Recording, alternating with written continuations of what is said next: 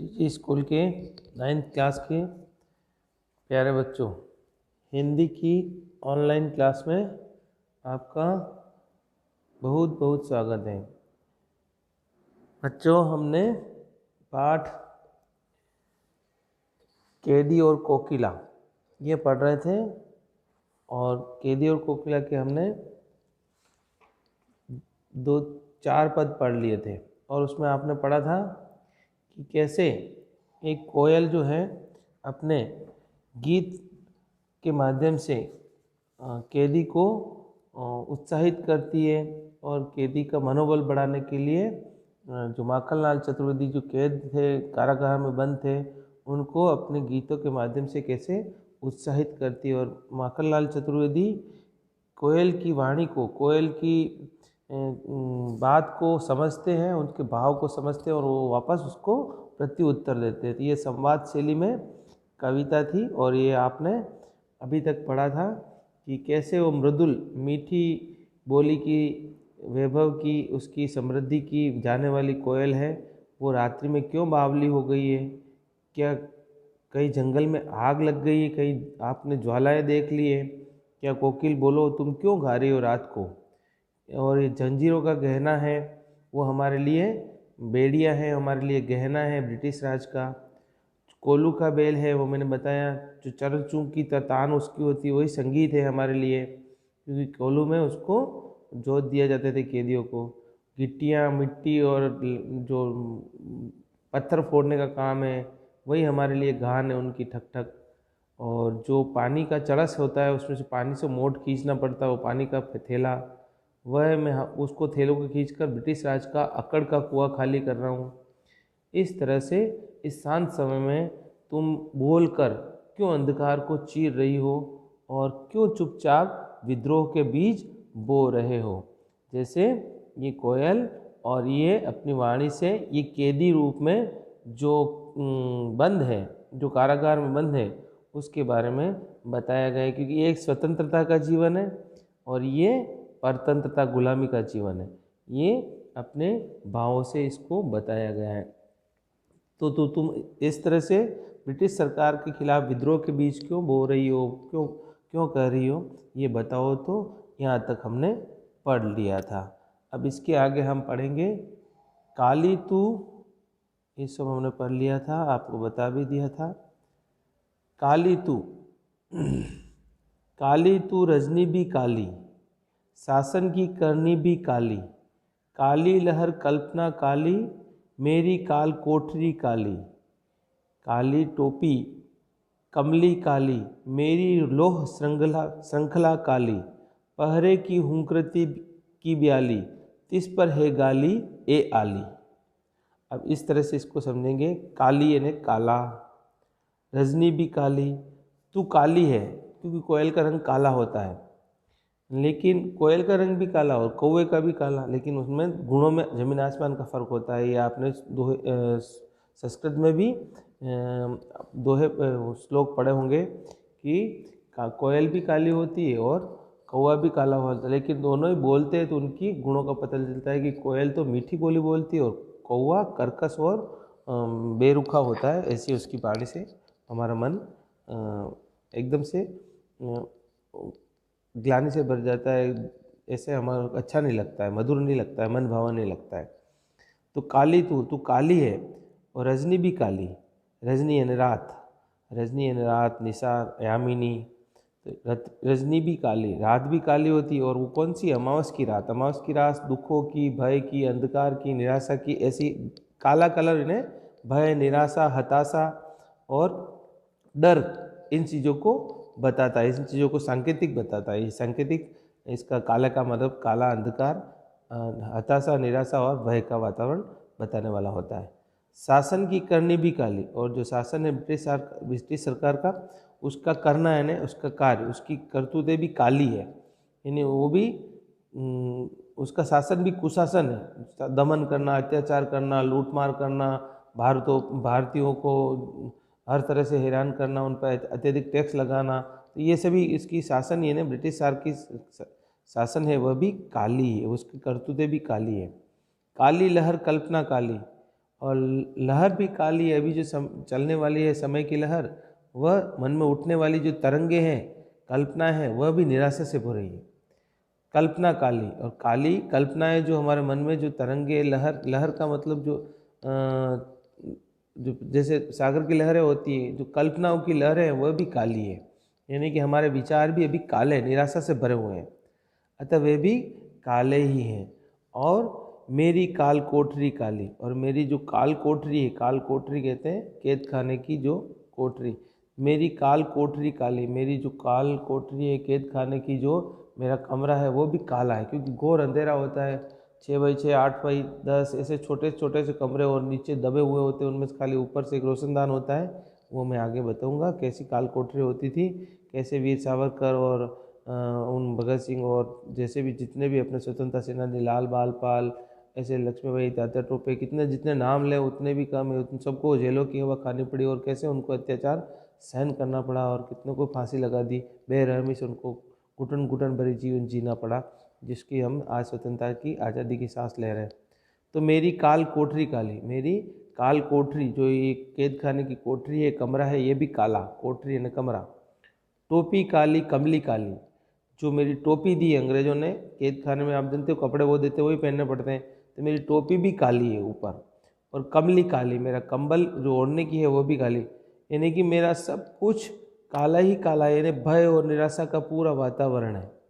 भय और निराशा से मैं अपना जीवन व्यतीत कर रहा हूँ, डरा हुआ, सहमा हुआ, क्योंकि काल कोठरी में अंग्रेजों के शासन में दमन और अत्याचार सह रहा हूँ। मतलब मेरी सोच भी काली है, टोपी कल्पना भी काली है, लहर इस तरह से कमली काली, मेरा ओढ़ने का है बिस्तर वो भी कंबली है ना कंबल काली है।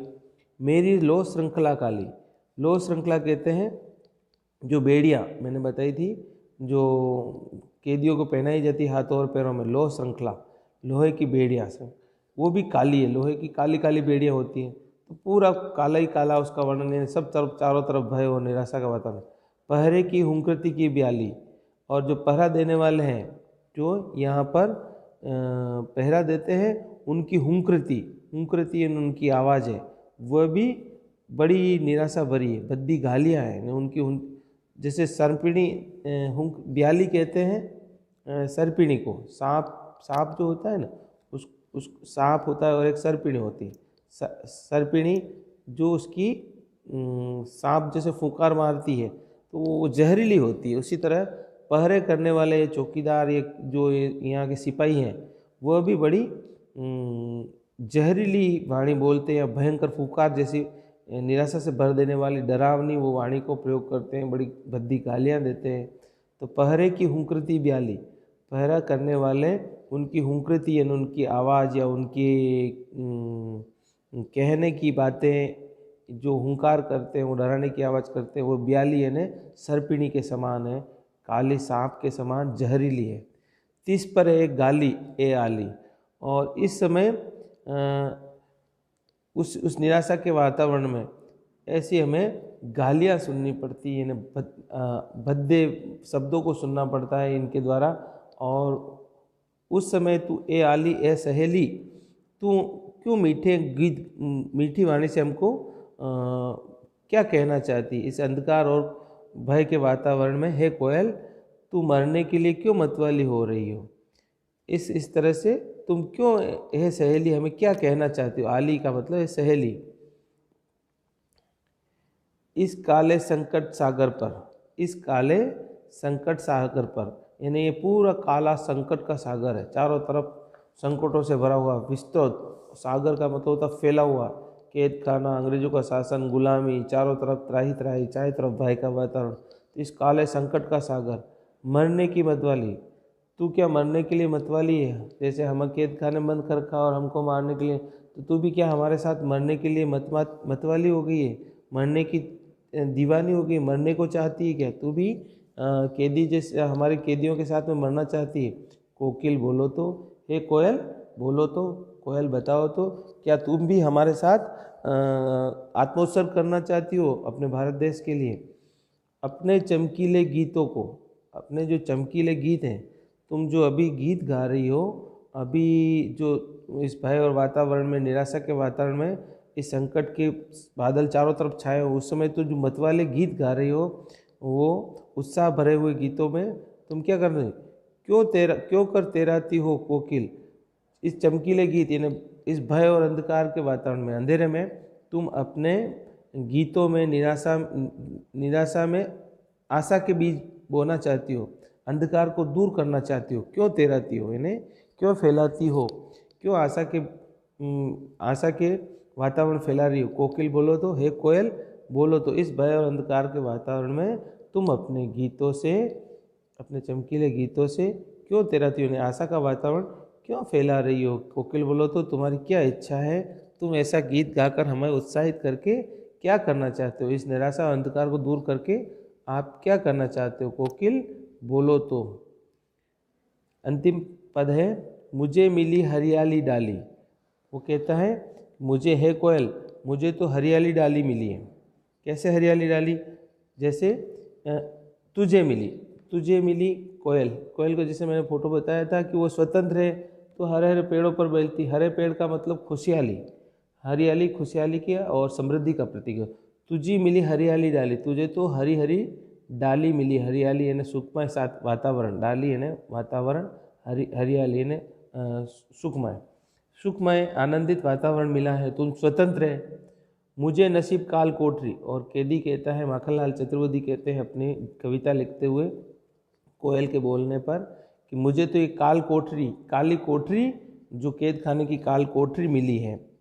तेरा नभ संचार में, जैसा कि मैंने बताया, कोयल जो वो तो चारों तरफ उड़ने वाली होती, स्वतंत्र होता है, तो हम जैसे कहीं भी जाते हैं, कहीं भी आते हैं।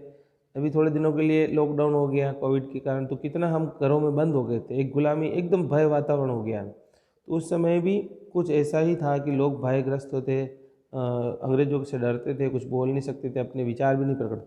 तेरा नभ संसार, तेरा तो पूरा तेरा नभ में संचार, नभ ने आसमान, व्योम, अंबर, गगन, नभ भर में ने भर में पूरे में, संचार ने फैलाव, तू तो कहीं भी जा सकती है, तेरा पूरे आसमान में संचार है, फैली हुई है, तू जहाँ चाहती है वहाँ जा सकती है। मेरा 10 फुट का संसार, और मेरा जो है, माखनलाल चतुर्वेदी जी कहते हैं, मेरा तो एक कैद खाने में 10 फुट का संसार है, 10 फुट की काल कोठरी, यही मेरा संसार है, यही मेरा लोक है, मेरा जगत है, मेरा पूरा ये संसार इसी में समेटा हुआ है, इस 10 फुट की काल कोठरी में। तेरे गीत कहावे वाह, तेरे गीत जो कहते हैं वाह, तू जब बोलती है, गीत गाती है, तो सब लोग आनंद मग्न हो जाते हैं और खुशी से भर जाते हैं, क्योंकि तेरे बोली में इतनी मिठास है, तो वाह वाह करते सब लोग। तेरे गीत कहावे वाह, रोना भी है मुझे गना, और जब मैं रोता हूँ, मेरे काल कोठरी में दुख और पीड़ाओं से मैं आह भी कर लूँ, तो रो भी जाऊँ, दुखों से घबरा कर मेरे आंसू भी निकल जाए, तो मेरा वो रोना भी गुनाह हो जाएगा, क्योंकि उस रोने पर, दुख प्रकट करने पर भी अंग्रेजों के सिपाही मुझे और प्रताड़ित करेंगे, मारेंगे, तो मेरा रोना भी एक अपराध की श्रेणी में माना जाएगा। देख विषमता तेरी मेरी, तेरी और मेरी विषमता देख, विषमता है ना, अंतर, डिफरेंस, कि तू क्या है और मैं क्या हूँ, तेरा स्वतंत्र सुंदर संसार है और मेरी हालत क्या है। तो देखो, तेरी हरियाली डाली है, मुझे काल कोठरी नसीब है, तेरा पूरा संचार पूरे नभ में है, मेरा 10 फुट का संसार इस काल कोठरी में। तेरे गीत सुनाने से, तू गीत सुनाती, सब लोग वाह वाह करते, और मुझे रोना भी आ जाए तो मेरा गुनाह है। देख विषमता तेरी और मेरी भिन्नता, अंतर जो है, डिफरेंस है, वो देख, मेरा और तेरा जीवन कैसा है। बजा रही तिस पर, और तेरे और मेरे इस विषमता भरे अंतरयुक्त जीवन में तू बजा रही तिस पर बेड़ी, बजा रही है तिस यानी उस पर। रणभेरी जो आप जानते हो, युद्ध में जो तुरई बजाई जाती है, वो युद्ध चालू होती है, जैसे कभी तो शंखनाद चालू करते हैं और कभी रणभेरी होती है। रण यानी युद्ध में आह्वान करने के लिए, युद्ध में शत्रु को संकेत देने के लिए वो बजाई जाती है कि हाँ युद्ध चला चालू कर दो। तो बजा रही तिस पर रणभेरी, बजा रही तू तिस पर, तू उस पर रणभेरी बजा रही है, यानी कि युद्ध को आमंत्रण कर रही है। इस तरह से ये एक पद और है, थोड़ा पढ़ लेंगे। इस हुंकृति पर, इस आह्वान पर, इस हुंकार पर, हुंकार, हुंकृति ने हुंकार करना, रणभेरी युद्ध करो ऐसा बोलते हैं ना, वही हुंकार करना, युद्ध ऐसे जोर से, जब ऐसे जो युद्ध के लिए आमंत्रण करना।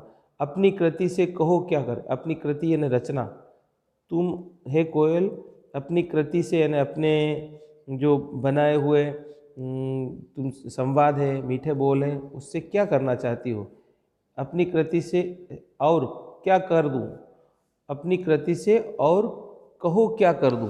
हाँ, कवि कह रहे हैं माखनलाल चतुर्वेदी कि मैं जो रचना कर रहा हूँ, मैं जो कविता लिख रहा हूँ, अपनी कृति रचना लिख रहा हूँ, तो अपनी कृति से तुम बोलो कोयल और कहो क्या कर दूं, क्या करूं मैं ऐसा जिससे सभी स्वतंत्रता के प्रेमी हैं उनमें आत्मविश्वास, साहस और वीरता के भाव जग जाएं।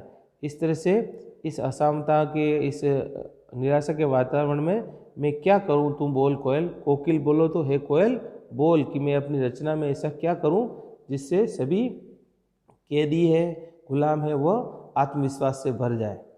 मोहन के व्रत पर, मोहनदास करमचंद गांधी, महात्मा गांधी जी, तो महात्मा गांधी जी का व्रत क्या था, सत्य अहिंसा के द्वारा स्वतंत्रता दिलाना। तो मोहन के व्रत पर प्राणों का आसव किस में भर दूं, मोहनदास करमचंद गांधी यानी महात्मा गांधी के व्रत जो उन्होंने लिया है सत्य अहिंसा, उनके व्रत पर मैं प्राणों का आसव, प्राणों का जो मदिरा है, प्राणों की जो मदिरा है वो मैं कैसे भर दूं, उसमें उत्साह और उमंग भर दूं।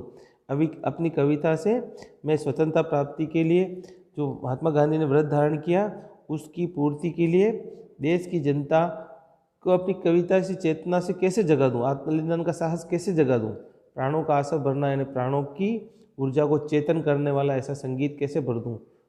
हे कोकिल बोलो तो हे साहस जगा दे ऐसा मैं के भर दूं, या तो मैं भर, तू कह रही है तो भर दूं, या मैं भरना चाहता हूं जनता में अपनी कविता में चेतना जगा दूं, जैसे महात्मा गांधी ने अपने व्रत के द्वारा सभी लोगों में गुलामी के प्रति विद्रोह की आवाज़ भर दी थी, वैसे ही मैं अपनी कविता में ऐसी चेतना भर दूं।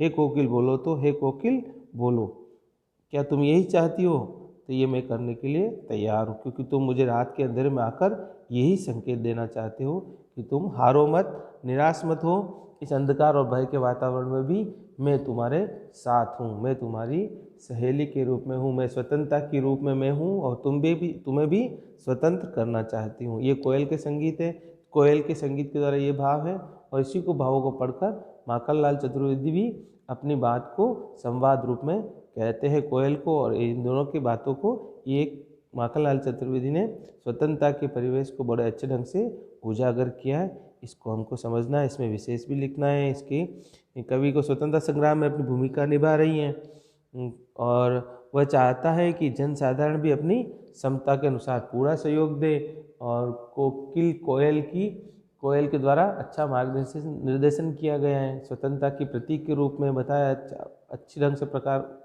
अच्छे प्रकार से बताया गया है। ये विशेष में भी लिखना है विशेष, और इस तरह से व्याख्या आपको दोनों पदों की करनी है। और